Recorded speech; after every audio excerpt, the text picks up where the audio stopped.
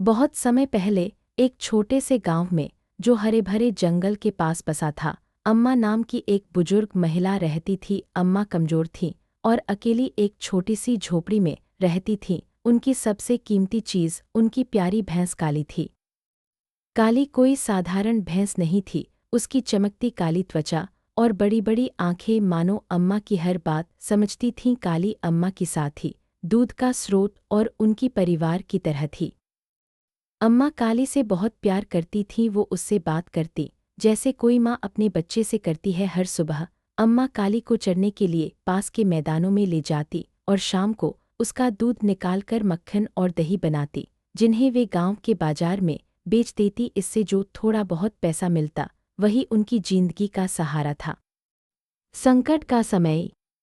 एक बार गर्मियों में गांव में भयंकर सूखा पड़ गया। नदियां सूख गईं, घास मुरझा गई और खाने पीने की चीजें दुर्लभ हो गईं। किसान अपनी गाय भैंसों को खिलाने के लिए संघर्ष कर रहे थे और अम्मा के पास भी काली को खिलाने के लिए कुछ नहीं था।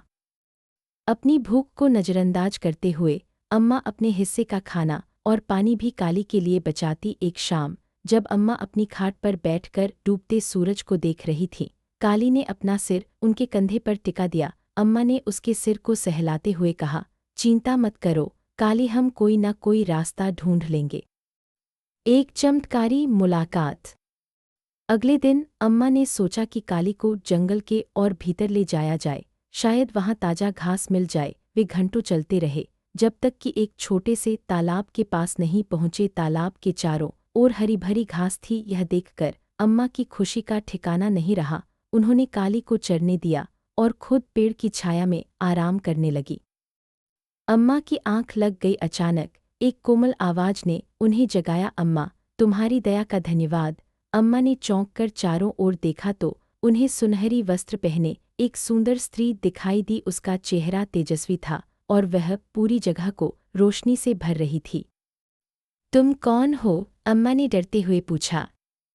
मैं इस जंगल की आत्मा हूँ, उस स्त्री ने जवाब दिया। मैंने देखा है कि तुमने काली का कितना ख्याल रखा है।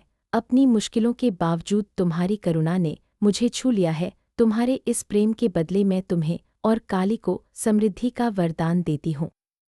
अम्मा कुछ कह पाती, इससे पहले ही वह स्त्री गायब हो गई। उसके स्थान पर एक छोटी सी पोटली छोड़ गई। अम्मा ने पोटली खोली तो उसमें सोने के बीज थे। चमत्कार।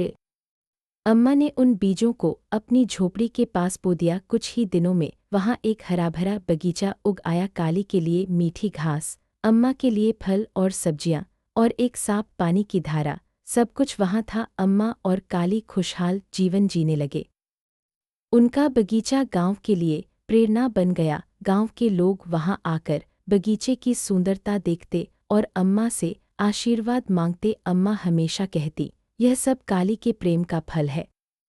कहानी का संदेश। सालों बाद भी अम्मा और काली का साथ बना रहा। उनका बगीचा एक उदाहरण बन गया प्यार, दया और एक बूढ़ी अम्मा और उनकी भैंस के बीच के अटूट बंधन का। गांव के लोग यह कहानी बच्चों को सुनाते और उन्हें सिखाते कि करुणा की शक्ति क्या होती है। छोटे छोटे दया के काम भी बड़े चमत्कार ला सकते हैं।